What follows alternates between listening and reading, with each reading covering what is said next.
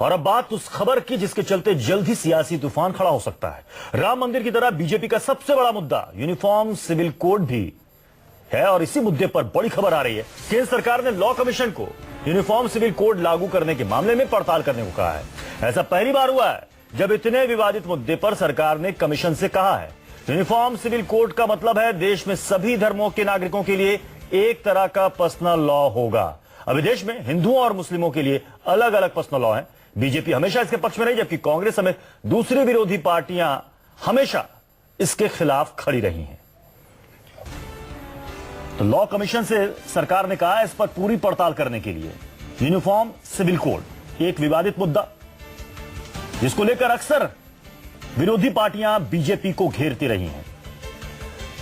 प्रभाकर मिश्रा हमारे संवाददाता इस वक्त जुड़ चुके हैं। प्रभाकर, लॉ कमीशन से कहा गया है इसकी पूरी पड़ताल करने के लिए, लेकिन इससे पहले आपको याद होगा सुप्रीम कोर्ट ने भी सरकार से कहा था 2015 में कि आप जल्द बताइए आपका रुख क्या है।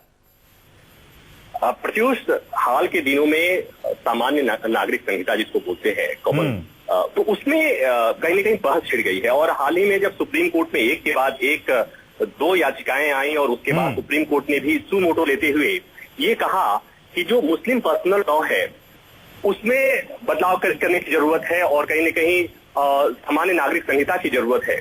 उसके बाद क्योंकि सुप्रीम कोर्ट ने भी पूछा था, अटॉर्नी जनरल से जवाब मांगा था और उसके बाद ये कहा गया कि सरकार इस पर सरकार भी जवाब दे। तो कहीं न कहीं उसी के अगले क्रम में सरकार अब लॉ कमीशन से जानना चाहती है। हालांकि ऐसा नहीं है कि लॉ कमीशन ने इस पर काम नहीं किया, इस पर काम बहुत पहले से हो रहा है, लेकिन निश्चित तौर पर एक संदेश देने की कोशिश हो रही है कि सरकार का चूंकि बीजेपी का एजेंडा रहा है कॉमन सिविल लॉ, और उस एजेंडे के तहत जब अब ये खबर आई और ये मैसेज दिया गया कि सरकार लॉ कमीशन से पूछ रही है, मतलब ये कि सरकार अपने एजेंडे पर, पार्टी अपने एजेंडे पर कायम है और कहीं उसको लेकर गंभीर है। निश्चित तौर पर जैसा कि देखना कि बात कितनी आगे बढ़ती है। प्रभाकर, आप हमारे साथ बने रहे। हमारे साथ कांग्रेस के वरिष्ठ नेता मीम अफजल इस वक्त जुड़ चुके हैं।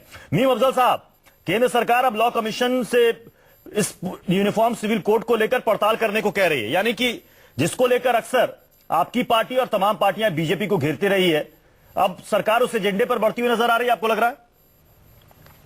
देखिए, बढ़ने की वो कोशिश भी करेंगे तो नाकाम होंगे, क्योंकि ये कोई मुद्दा आज का नहीं है। ये तो 18वीं सदी से बात होती चली आ रही है, इस पर कोई नई बात नहीं है। और जब भी कभी यूनिफॉर्म सिविल कोड की बात होती है तो खास तौर पर निशाना जो है वो मुस्लिम लॉ की बात की जाती है, जबकि मामला बिल्कुल इसके अपोजिट है। ये सिर्फ मुस्लिम पर्सनल लॉ की बात नहीं है, क्रिश्चियन पर्सनल लॉ है, ईसाइयों का पर्सनल लॉ है, जितने भी धर्म हैं और जितने हमारे 9% ट्राइबल्स हैं उनके अपने पर्सनल लॉज हैं।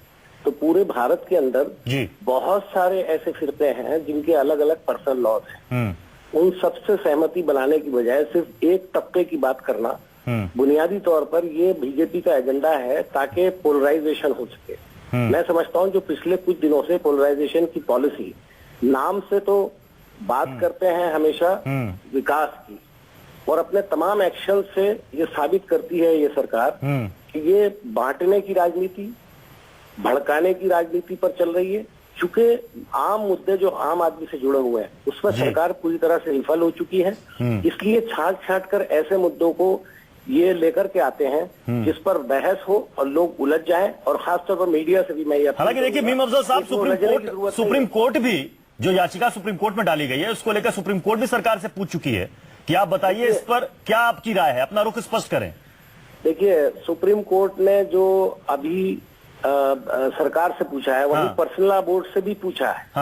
पर्सनल लॉ बोर्ड को भी उन्होंने लिख करके भेजा है और पर्सनल लॉ बोर्ड ने शायद उसका जवाब भी दे दिया है सुप्रीम कोर्ट को। तो जब सुप्रीम कोर्ट इस बात का ख्याल रख रही है कि मुस्लिम कम्युनिटी के जो जिम्मेदार लोग हैं उनसे पूछा जाए, क्योंकि किसी के पर्सनल लॉ में तब्दील, चाहे हिंदू कोड, हिंदुओं का पर्सनल लॉ को अगर तब्दील किया जाएगा तो बगैर हिंदुओं से पूछे किया जाएगा क्या?